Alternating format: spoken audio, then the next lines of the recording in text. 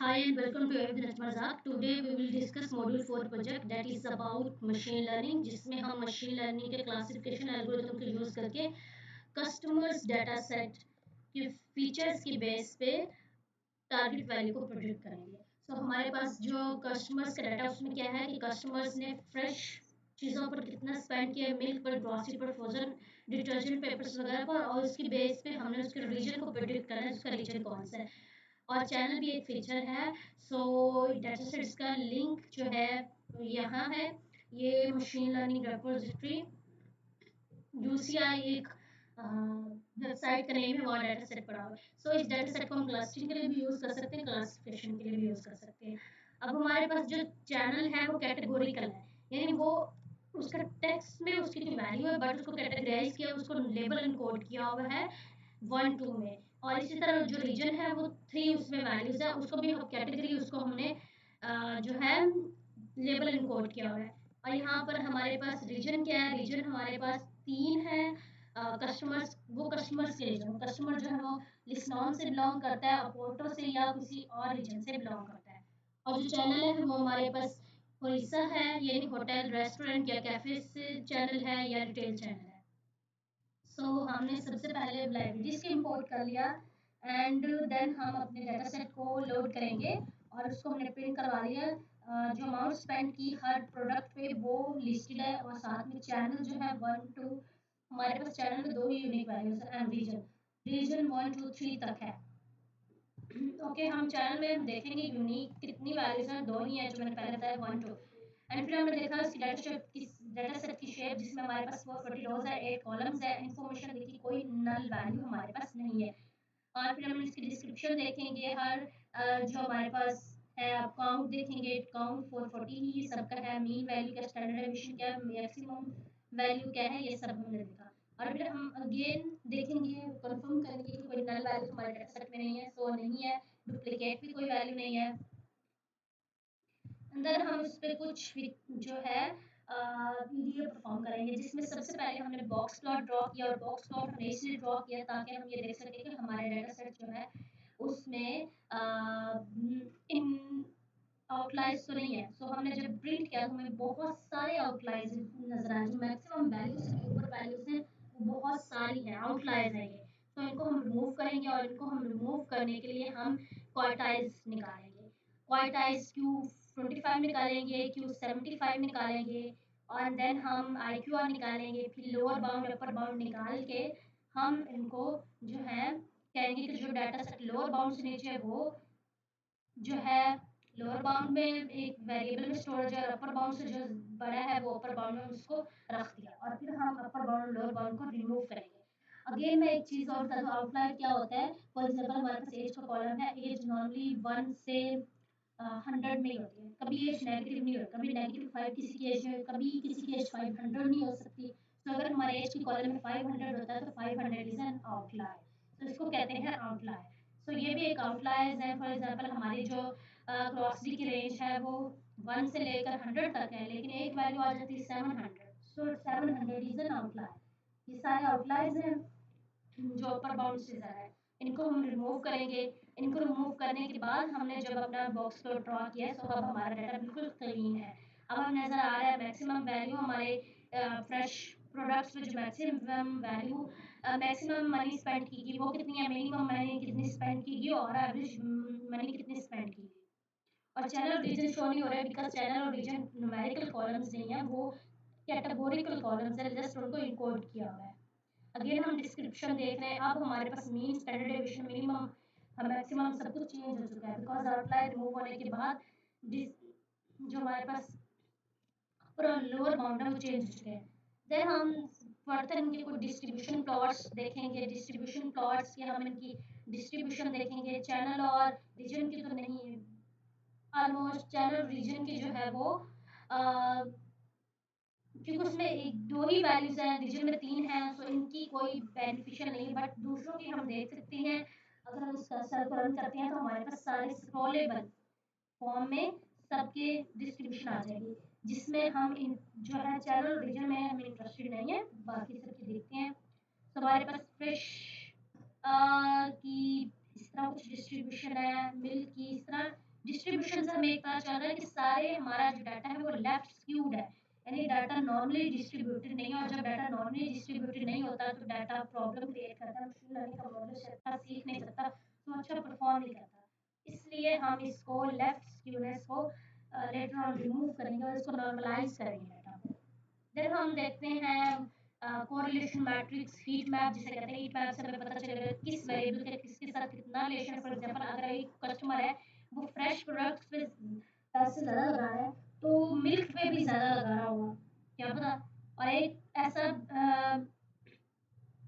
ऐसा पर्सन हो, लाइक हमारे कस्टमर्स ऐसे हो जो ग्रोसरी पे ज़्यादा लगा रहे हैं तो डिटर्जेंट पे भी ज़्यादा लगा रहे हो। तो ये चीज़ें हमें वेरिएबल्स के दरमियान रिलेशन बताएंगी। सो रिलेशन से हमें पता चला जो जो पॉजिटिव रिलेशनशिप जितना डार्क कलर होगा वो रिलेशन स्ट्रॉन्ग होगा, इस साइड जितना कलर होगा, सॉरी लाइट कलर जितना होगा वो रिलेशन स्ट्रॉन्ग होगा और वो पॉजिटिव होगा। जबकि नीचे में जो लाइट कलर होगा वो रिलेशन वीक हो, स्ट्रॉन्ग होगा लेकिन नेगेटिव में रिलेशन होगा। ये एक चीज़ के बढ़ने से दूसरी चीज़ का बढ़ रही है, इसे स्ट्रॉन्ग रिलेशन कहेंगे।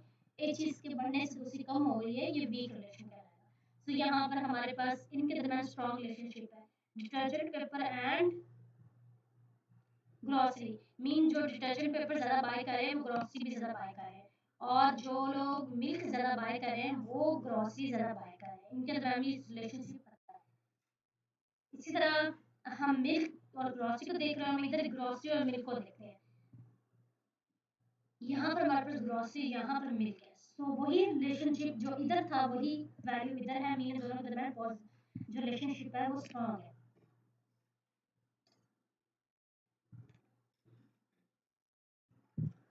सो नेक्स्ट हम जो है चैनल और रीजन को ड्रॉप कर रहे हैं, बिकॉज हमने जो है नॉर्मलाइज करना है अपने डाटा को। नॉर्मलाइज चैनल और रीजन को नहीं करना, बाकियों को करना है।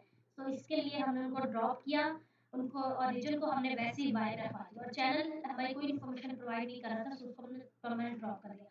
देन हम नॉर्मलाइज करें डाटा को numpy का फंक्शन यूज़ करके, sqrt स्क्वायर यूज़ करके, और आफ्टर नॉर्मलाइजेशन और बिफोर नॉर्मलाइजेशन डाटा में डिफरेंस चेक कीजिए। और यहाँ पर हमारा डाटा लेफ्ट स्क्यूड है, जबकि आफ्टर नॉर्मलाइजेशन हमारा डाटा ऑलमोस्ट नॉर्मल डिस्ट्रीब्यूशन है, ऑलमोस्ट बेल बॉटम है सब सारे डाटा पॉइंट्स में। सो अब ये हमारे पास अच्छा डाटा बन चुका है।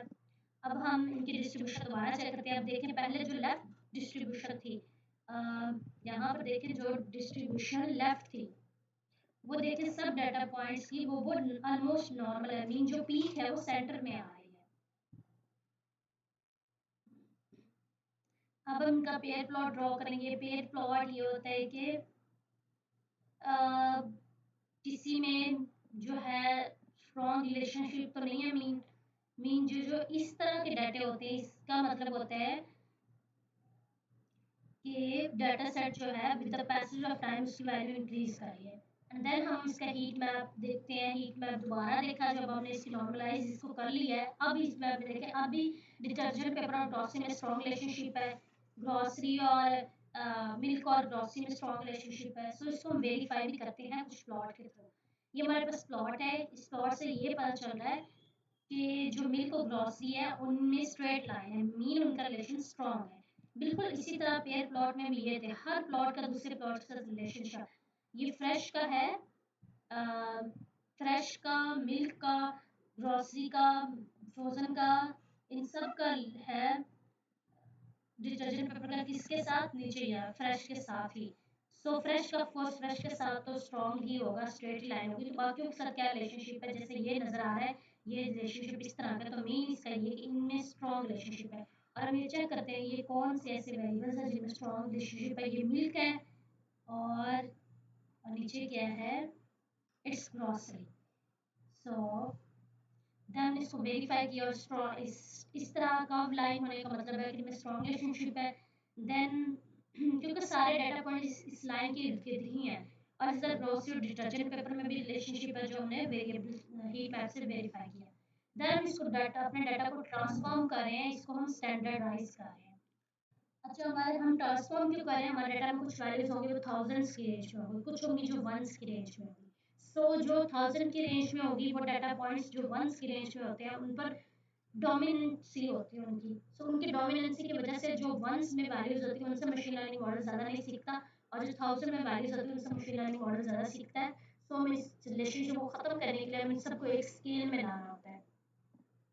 सो बैकएंड पे वैल्यू वही रहती है, बट मशीन लर्निंग की प्रोसेसिंग इजी करने के लिए वो जो है वैल्यू चेंज रहता है। जैसे 1.11290 ये कोई बड़ी वैल्यू होगी, जबकि 0.2 छोटी वैल्यू होगी। सो -0.0 बहुत छोटी वैल्यू होगी।